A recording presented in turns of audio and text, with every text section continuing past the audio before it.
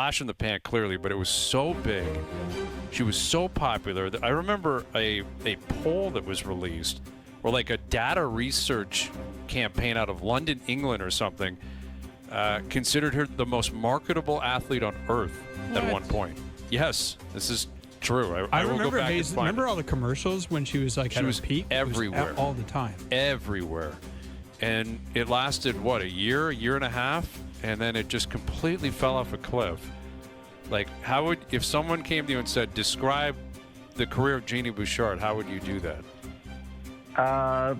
Electric, but too short. 2014. That's when I first started going, and the reason TSN, one of the reasons TSN sent me to the Grand Slams in 2014 is because of what Jeannie was doing. She made the semis in Australia. She followed that up with a semifinal in Paris, and then the finals at Wimbledon, fourth round of the U.S. Open. Nobody won more matches in the Grand Slams that year on the women's tour than Jeannie Bouchard. She didn't win a major, but she won more matches. She was in the mix every Grand Slam. Probably the greatest. I know she didn't win one, so maybe you'd say Bianca Andreescu just because she won the U.S. Open that year in 2019. But probably the best Grand Slam season ever by a Canadian singles player, just with how she was in the mix at every Grand Slam, so consistent. She won a title. Everything felt so amazing. Like, it was like Canadian tennis was having a moment. Everyone was into it. Jeannie had the personality for it too. Raonic had more staying power, of course, and he had more long runs. But Jeannie's personality was so engaging that I felt like everyone had an opinion on her. Everyone was interested in it.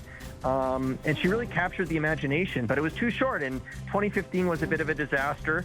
She felt the pressure. She spoke very openly about that. And then she finally seemed to get her game back at the U.S. Open before the real sliding doors moment of her career, which was the slip and fall in the locker room late at night, which led to a concussion, forced her to withdraw when she was in the fourth round of the singles. And who knows, maybe where things go if she doesn't get that injury and she's able to build on that momentum. So it was an electric career, but it was way too short. And it's too bad because what a personality.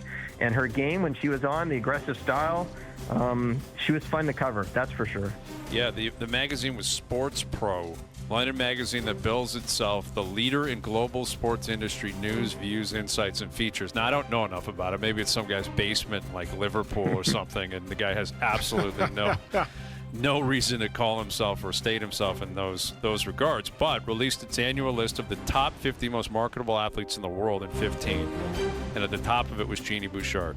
21-year-old Canadian Jeannie Bouchard, followed by Neymar, Jordan Spieth, Missy Franklin, Lewis Hamilton, Rafa Nadal, Andy Murray, Serena Williams. Like, she was ahead of all of them on this list. And that was because the 3 semifinals, the Wimbledon final, and then, like you said, slip and a fall, and she never was competitive again.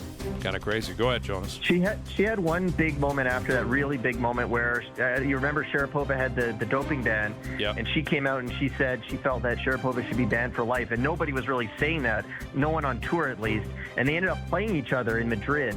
I believe it was 2017, and it was like this grudge match, and she beat her in 3 sets, and it was a big moment. Like, she really stared her down at the net on the handshake.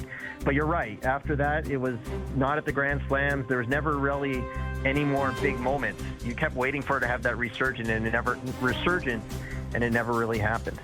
What's going on with Canadian tennis, Mark? Like, was that the peak? Are we done? Is it just going to be kind of okay? It's the end of an era for sure. Jeannie Bouchard, Milos Raonic, Vasek Pospisil, and Pospisil's coming to the end too. I imagine we're going to hear some news on that soon. And Raonic, I asked Raonic, I said, are you ever going to play like a tournament that's known as your final tournament? He's like, no, I'll just be gone. And that seems to have been what's happened with him. That's kind of more his style. He was more subtle, kind of laid back in that way. So that they're done. And they were the ones that ushered in this golden age and then passed the torch to Denis Shapovalov, Felix Auger-Aliassime, Bianca Andreescu, of course, has come on, Leilani Fernandez, this next generation. But this generation, you're wondering right now, is what's going on with it, because, Auger-Aliassime, Shapovalov, Fernandez, they're all in the kind of 20s to 30s range. They've struggled to have, we've now gone more than 3 years without a Canadian in a quarterfinal at a Grand Slam. And they've had their runs at lower level events. In fact, Shapovalov's going to play in a semifinal tonight in Mexico, but they haven't been able to do it on the biggest stage. And certainly in men's tennis, it feels like, there's this Sinner Alcaraz era that's becoming unfolding right now that no one else can touch. So maybe have they even missed their window to do damage?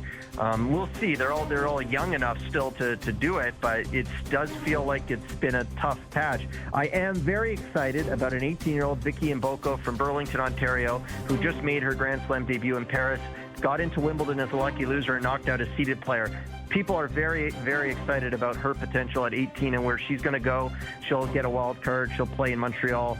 And then on the men's side, Gabriel Diallo, who qualified for the U.S. Open last year, made the third round. He took Taylor Fritz to 5 sets at Wimbledon. Fritz goes on to the semifinals.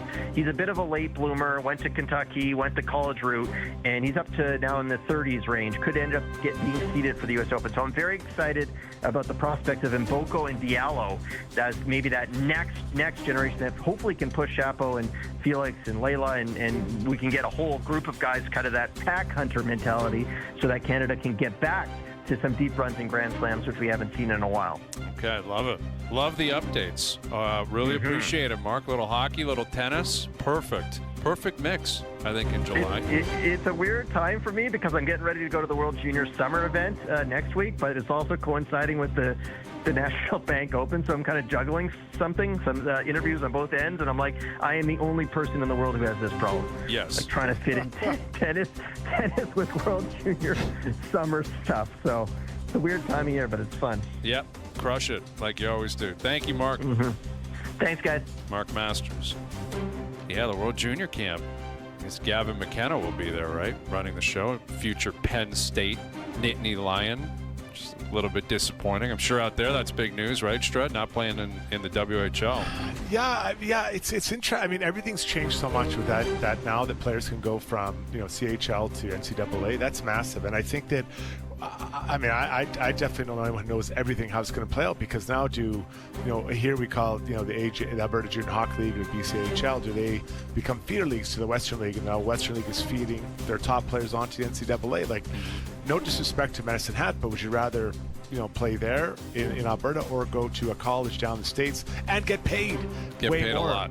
$1 million Canadian almost. It's huge, man. It's really going to change the landscape. And even American players coming up to WHL or to CHL, does that change the number of spots that are available for Canadian players? So I don't think that the general public is really understanding what this can all mean. Yeah, it could be a drastic change in the next decade. It really is. And I'm not sure any of the parties involved know exactly where it's going to go. Yeah.